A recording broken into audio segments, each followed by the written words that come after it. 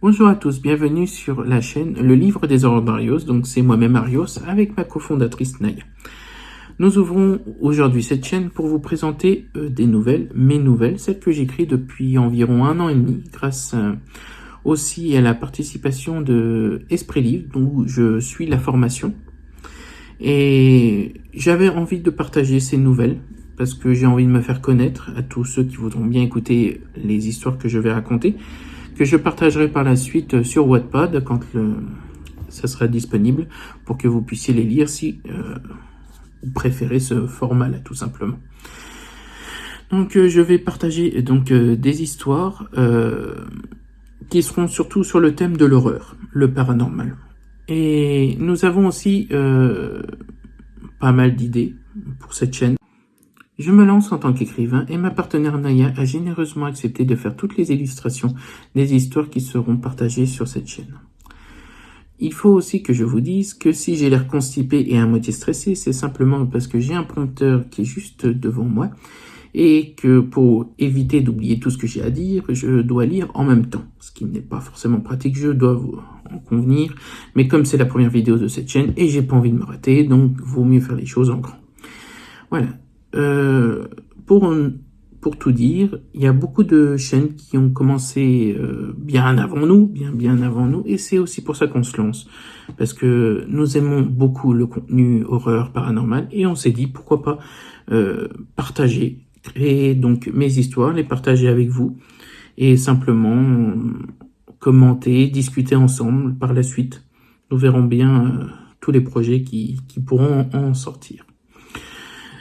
Donc, si je vous dis que nous avons créé notre chaîne, forcément, le budget ne suit absolument pas, vous en doutez bien, nous en avons peu, et donc nous espérons que par la suite, grâce à vous, nous pourrons améliorer notre matériel, la qualité audio, vidéo, les illustrations, voire, le matériel lié à l'illustration, ou nous verrons bien par la suite, on verra bien ce que demain est fait. Donc, nous avons aussi d'autres objectifs sur cette chaîne. En plus de vouloir raconter les histoires que j'aurais créées, nous aimerions faire quelque chose qui nous tient à cœur, le témoignage des abonnés. Nous aimons énormément entendre des gens raconter leurs histoires et nous aimerions aussi pouvoir vous faire profiter de la chance de pouvoir les partager aussi sur notre chaîne et pouvoir en discuter possiblement avec vous, via des lives ou autres, nous verrons aussi par la suite. Nous aimerions aussi amener une petite touche personnelle par rapport à cela. En fait, nous aimerions que des gens qui ont vécu ces témoignages puissent nous les partager, mais que des gens qui créent aussi des histoires, qui les inventent, puissent aussi se faire connaître en tant qu'auteurs. Et donc, nous aimerions que vous puissiez partager ces histoires grâce à l'adresse mail que nous allons partager et mettre dans la description. Donc, je vais résumer ce que je vais dire parce que je fais de nombreux bugs. Comme vous pouvez le voir, je fais beaucoup de donc, je vais me répéter tout simplement, que ça soit un petit peu plus facile à comprendre pour vous. Donc, si vos histoires sont inventées, dites-le. Franchement, dites-le, on vous identifiera comme auteur avec grand plaisir. C'est d'ailleurs pour ça que nous faisons aussi ce format-là. Et pour les témoignages réels, on se fera un grand plaisir de les raconter parce que nous adorons ça, nous sommes des grands fans. Donc, vous inquiétez pas pour ça. Nous voulons aussi que cette chaîne devienne un recueil pour partager mes nouvelles, qui est aussi d'ailleurs le fer de lance de cette chaîne, puisque c'est d'ailleurs au départ pour ça qu'on s'est lancé. Et me faire aussi connaître en tant qu'écrivain, ce qui sera plutôt pas mal, mais ce qui vous permettra vous aussi de vous faire connaître possiblement si par la suite vous lancez sur d'autres plateformes comme Wattpad et que vous partagez ensuite vos histoires, les gens pourront plus facilement vous retrouver. Donc à présent, nous allons raconter les 2 premiers chapitres d'un récit qui en compte 6. Nous allons rentrer dorénavant dans le vif du sujet avec cette histoire qui s'intitule « Le récit paranormal d'Elsa ». Premier chapitre, d'août. Elsa a 21 ans, étudiante en droit, aspire à devenir la meilleure avocate de sa génération à l'université de Stanford. Mais la concurrence est rude. Elle arrive sur le campus début août. 3 semaines après son arrivée, Elle se fait 3 bons amis, Michael, Virginie et Ralph. Michael a un faible pour Elsa, depuis la première fois où il l'a vue, mais cette dernière ne s'est aperçue de rien, trop investie dans son objectif. À quelques jours du commencement des cours, Michael a soudainement une brillante idée. L'objectif est de prouver son courage dans l'espoir de réussir à conquérir celle qu'il aime. Peut-être qu'Elsa le regardera différemment par la suite. Il ne reste plus que 3 jours quand Michael se décide enfin et propose à ses 3 amis de visiter le bâtiment au sud du campus, abandonné depuis 40 ans faute de moyens de la part de l'université à pouvoir l'entretenir. C'est la version officielle, mais Elsa a entendu différentes rumeurs, rien de particulièrement horrible, mais qui la met mal à l'aise. Cette dernière regarde Michael, les yeux remplis d'angoisse. Ne voulant pas passer pour une poule mouillée, elle accepte malgré tout. Virginie et Ralph, quant à eux, ne sont pas très motivés non plus. Après qu'ils se sont échangés un regard de dépit, ils finissent par accepter également. Ils décident de se donner rendez-vous à l'entrée du dortoir mixte où ils vivent tous les 4, à 23h. Les sorties sont libres jusqu'à 1h du matin durant les vacances. Leur venue, ils arrivent les uns après les autres. Tous les 4, enfin réunis, se sont chacun équipés d'une lampe de poche et de vêtements légers, shorts, maillots, sandales, etc. Étant donné qu'en été, les températures peuvent avoisiner les 27 degrés la nuit. Ils ont aussi conservé leur portable en cas de pépin. Néanmoins, ils se sont donné comme règle de l'utiliser qu'en cas d'extrême urgence et donc, pour éviter d'être dérangés, ils ont tous activé le mode avion. Après s'être concertés que rien ne manquait et que personne n'a besoin d'aller aux toilettes, ils se mettent en route. Leur progression vers le bâtiment est lente, car ni Elsa, Virginie ou Ralph n'est pressé d'arriver. Michael, voulant se donner un air déterminé, n'emmène pas large non plus et a envie d'aller se planquer sous la couette et regarder Netflix. Les 10 minutes et 2 trajets effectués, les 4 amis arrivent devant les portes de l'ancien bâtiment. Ils admirent un moment la façade de la bâtisse, puis se retournent pour se faire face les uns aux autres. Ils se mettent à échanger à voix basse pour connaître l'opinion des autres et la motivation de chacun. Les avis sont partagés, mais tous se rappellent ce que d'autres étudiants leur ont dit. En 40 ans, personne n'est resté plus d'1 heure, effrayé par ce qu'ils ont pu apercevoir, entendre ou vivre. Pour les plus chanceux, ils n'ont pas pu entrer, la porte était verrouillée.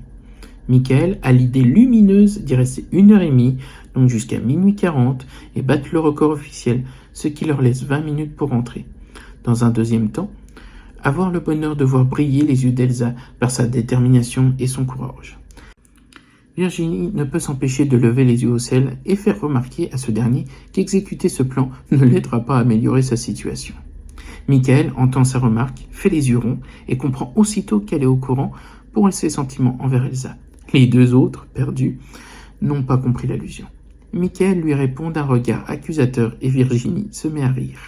Cette dernière se retourne vers le bâtiment, puis leur demande, sans même les regarder, s'ils sont prêts, car ils ne vont pas coucher là jusqu'au siècle prochain.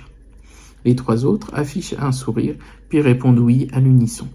Revigorés par cette dernière discussion agréable, les 4 amis avancent d'un même pas, montant les 5 escaliers menant à la porte du bâtiment. Fin du chapitre 1.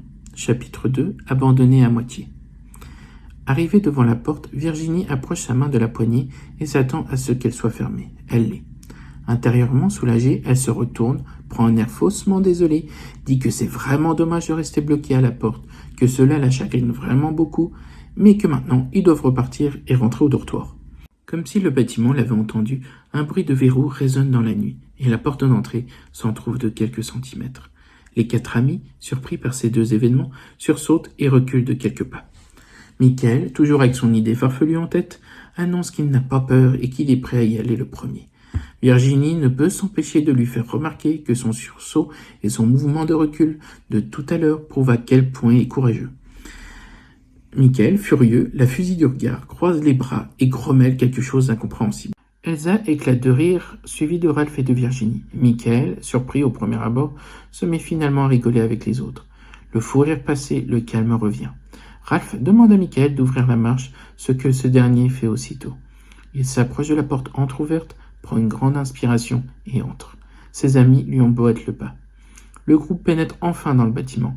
Michael allume sa lampe torche, le reste de la fine équipe fait de même.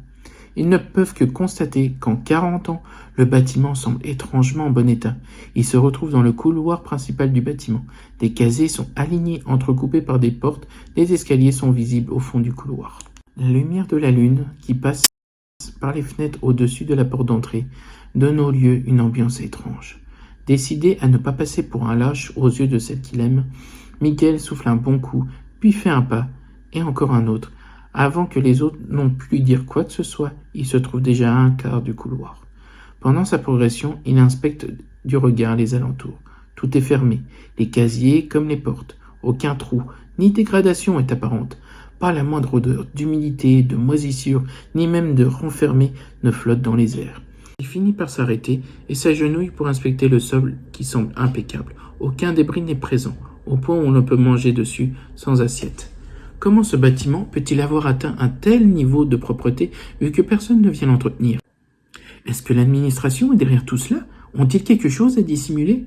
Il se relève, se retourne et demande à ses amis de le rejoindre pour connaître leur avis. Ralph et Elsa donnent aussitôt le leur.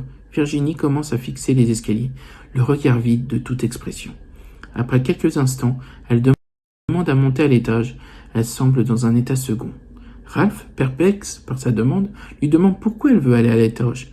Celle-ci ne répond toujours pas, mais commence à se diriger à grands pas vers les escaliers. Ils ont à peine bougé que Virginie est déjà près de ceux-ci. Elle pose un pied sur les marches, tourne ensuite sa tête dans leur direction, l'inclinant un peu vers la droite avec un sourire malaisant. Soudainement, elle monte les escaliers à grande vitesse et disparaît de leur champ de vision. Les bruits de ses pas se font entendre au-dessus de leur tête, mais quelques instants après s'évanouissent. Elsa, ayant peur de ce qui peut arriver à son amie, s'élance vers les escaliers, suivie par Ralph et Michael, tous les deux encore un peu perturbés par ce qui vient de se passer.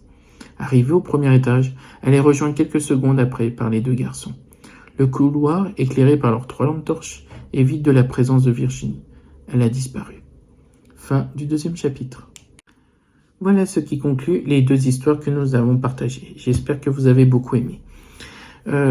Nous aimerions bien sûr que vous nous donniez votre avis sur le contenu de l'histoire, même si c'est que les 2 premiers chapitres, que vous nous donniez un avis par exemple sur ma manière de raconter, les illustrations qui vous seront proposées, la musique, la qualité audio et donc vidéo, et si le fait que je ne regarde pas la caméra vous dérange.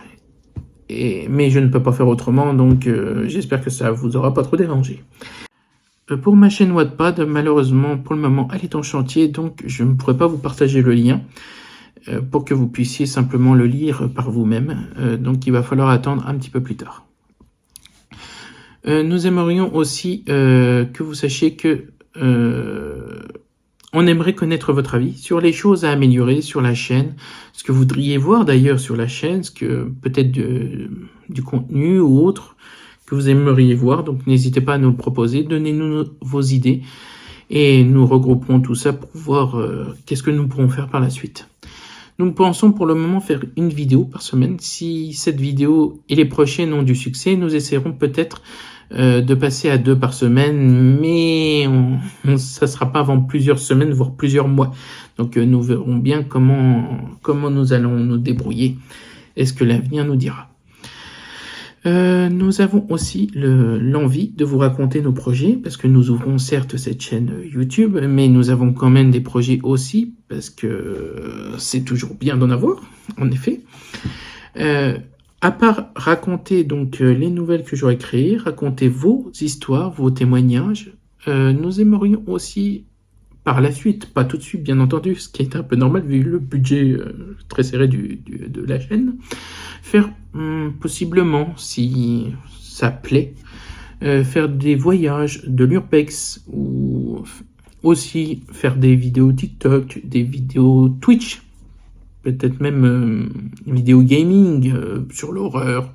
Enfin, nous avons plein de projets, donc n'hésitez pas à nous faire un retour sur tout ce que je viens de vous dire, et nous aimerions vraiment connaître votre avis. Ça c'est vraiment très important pour nous. Et donc, la fameuse phrase que tous les youtubeurs vous sortent. Donc, si vous avez aimé la vidéo, merci de bien vouloir vous abonner et de liker. Et n'hésitez pas à partager, ça fait toujours plaisir et c'est gratuit. Sur ce, prenez soin de vous. Bonne journée à tous et à toutes. Et à la semaine prochaine, même jour.